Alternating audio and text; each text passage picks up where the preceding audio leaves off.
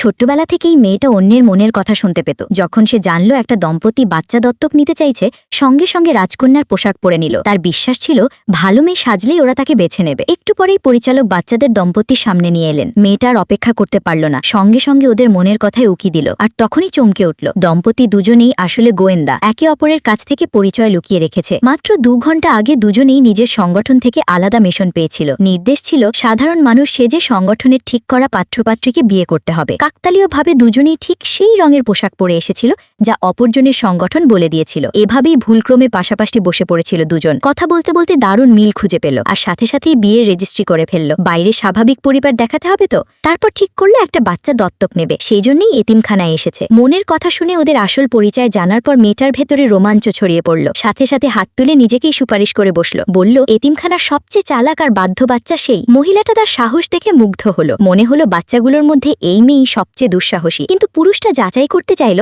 আসলে কতটা চালাক। পরিচালককে বলল একটা অঙ্কের প্রশ্ন দিতে। পরিচালক তাড়াতাড়ি লিখেও দিলেন, কিন্তু ভুলেই গেলেন যে মেয়েটা অঙ্ক জানে না। মেয়েটার থতমত খাওয়া চেহারা দেখে লোকটা একটু হতাশই হলো। সৌভাগ্যক্রমে মহিলাটা মনে মনে সঠিক উত্তরটা ভাবছিল। মেয়েটা শুনে নিল আর সঙ্গে সঙ্গে মুখে বলে দিল, কিন্তু যেই লিখতে গেল বুঝলো সংখ্যাই লিখতে পারে না সে। পরিচালক এবার তার আড়ষ্ঠতা টের পেলেন। এই দুষ্টু মেয়েটাকে দিদাই করতে পারলেই বাঁচেন, তাই চুপি চুপি ইশারায় উত্তর দেখিয়ে দিলেন। মেয়েটা ইশারা ধরে সংখ্যা লিখে দিল। হাতের লেখা এলোমেলো হলেও লোকটা পাস দিয়ে দিল। আর এভাবেই মেয়েটা ওদের মেয়ে হয়ে গেল।